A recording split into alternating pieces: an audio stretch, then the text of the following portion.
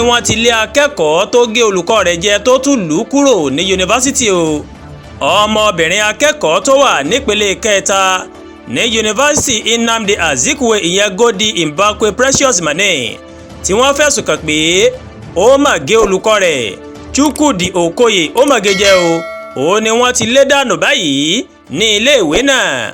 àtẹ̀jáde kan láti ọ́fíìsì alukoro yunifásitì náà Angelita Luz ó mà ló má fìdí ẹ̀ múlẹ̀ pé ọ̀gá àgbà iléèwé yìí Joseph Ikechebelu ó ti fi àṣẹ sí ìpinnu ìgbìmọ̀ tó jókòó lórí ọ̀rọ̀ náà. ó sì ti ní kí wọ́n lé Precious kí wọ́n lé kúrò ní iléèwé yìí lẹ́yẹ òsọ́kà. nínú àtẹ̀jáde náà ó ní wọ́n ti ṣàlàyé pé gbogbo igun tí ọ̀rọ̀ náà kàn ó ní wọ́n fún láàyè láti ṣàlàyé ohun tó ṣẹlẹ̀ síwájú o. ṣùgbọ́n gbogbo ẹ̀rí òun ló fi hàn pé ìwà tí akẹ́kọ̀ọ́ náà máa hù ó mà tako ìwà ìjẹ́ ọmọlúàbí. ìwà tí Godi Mbakwe Chiamaka Precious ìyẹn akẹ́kọ̀ọ́ ìpele kẹta láti ẹ̀ka ìmọ̀ nípa ìtàn àti iṣẹ́ ilẹ̀ òkèrè tó máa hù ó mà tako ìwà ọmọlúàbí tó mà di àwọn akẹ́kọ̀ọ́ Nnamdi Azikiwe University. ẹsẹ̀kẹsẹ̀ ó ní àṣẹ yìí ti bẹ̀rẹ̀. a fẹ́ kó kúrò nínú ọgbà ilé ẹ̀kọ́ wa kíákíá kó sì máa lọlé láyọ̀ àti àlàáfíà. kí ni tó ti ṣẹlẹ̀ ṣáájú? ilé ẹ̀kọ́ fásitì Nnamdi Azikiwe nílùú Akwa o ní ìpínlẹ̀ ti Anambra ó ní ìṣẹ̀lẹ̀ kàyéfì má ti ṣẹlẹ̀ tó jẹ́ pé akẹ́kọ̀ọ́ obìnrin kan mọ̀ ní ó sì bu olùkọ́ rẹ̀ ó bù jẹ o tó sì tún fa lásọyà o. Dr. Chukwudi Okoye ó mọ̀ ní tó jẹ́ pé ó mà rí Precious tó ń ṣe fọ́nrán fídíò TikTok mọ̀ ní ó sì ṣàlàyé fún pé jẹ́ kí n kọjá ká tó wí ká tó fọ̀.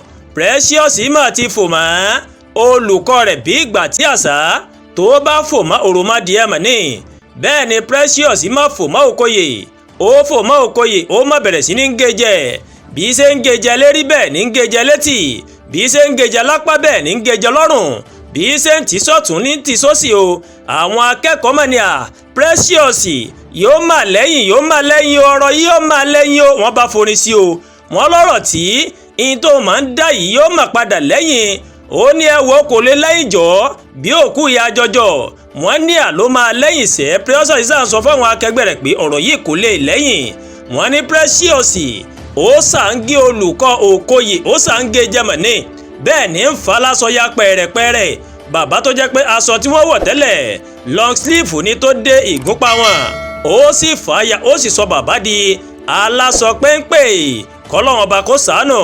wọ́n ní Precious ó gé bàbá náà jẹ ìyẹn tí ń ṣe olùkọ́ látàrí pé bàbá náà ní kó má dìlítì fídíò tó jẹ́ pé ń ṣe TikTok tó jò ó mọ̀ níbẹ̀. ó mà ní bàbá náà máa ń bèrè kí Precious kó tó ṣe kíni kó tó fa bàbá náà lásọyà kó sì tó bu bàbá náà jẹ.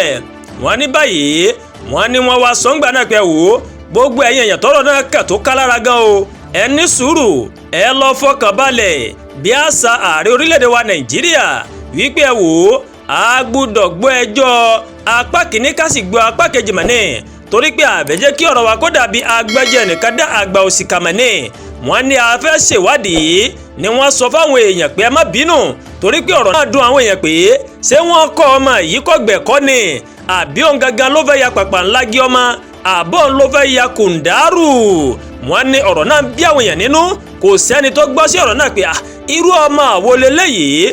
wọ́n rán lọ léèwé láti lọ kàwé TikTok ló lọ ń ṣe nínú kíláàsì. ọlọ́run ọba mọ̀mọ̀ jẹ́ àfọwọ́ jóná o lórí àwọn ọmọ wa.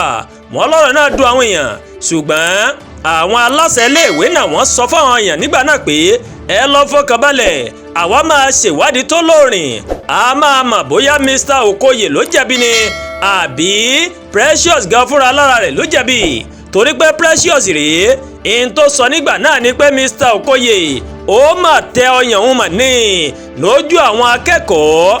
Mr. Okoye ní báwo ni màá ṣe tẹ ọyàn rẹ lójú àwọn akẹ́kọ̀ọ́ ó dúró sójú ọ̀nà mò ń dẹ̀ ń bọ̀ wá kíláàsì láti wá kó àwọn akẹ́kọ̀ọ́ mo sì fọwọ́ tẹ̀ ọ́ pé ó yá kú lọ́nà èjìká ni mo ti fọwọ́ kọ̀ ọ́ báwo ló ṣe wádìí pé mo tẹ̀ ọ́ lọ́mù.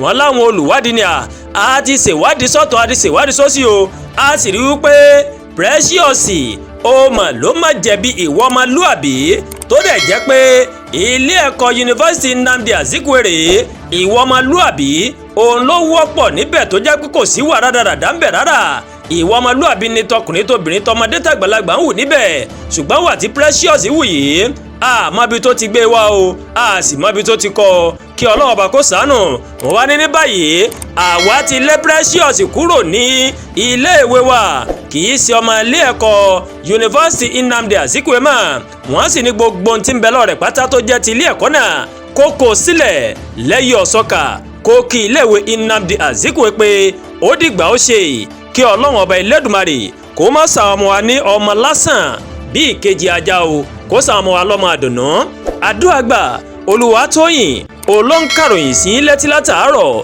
ẹ ṣé púpọ̀ o tẹ́ ń wò kàn ní Ẹ̀yà Yorùbá World TV ẹ má gbàgbé bẹ́ẹ̀ ṣe ń bá wa like tẹ́ ń share tẹ́ ń kọ́mẹ̀ntì ẹ tún bá wa subscribe sórí YouTube channel wa kẹ́ wá bá wa tẹ notification bell láti máa mọ àwọn ètò wa lọ́kọ̀ọ́jọ̀kan tó bá ń gorí ìkànnì yìí ẹ jẹ́ ká ní ọjọ́ rẹ̀ o a kú sinmi òpin ọ̀sẹ̀.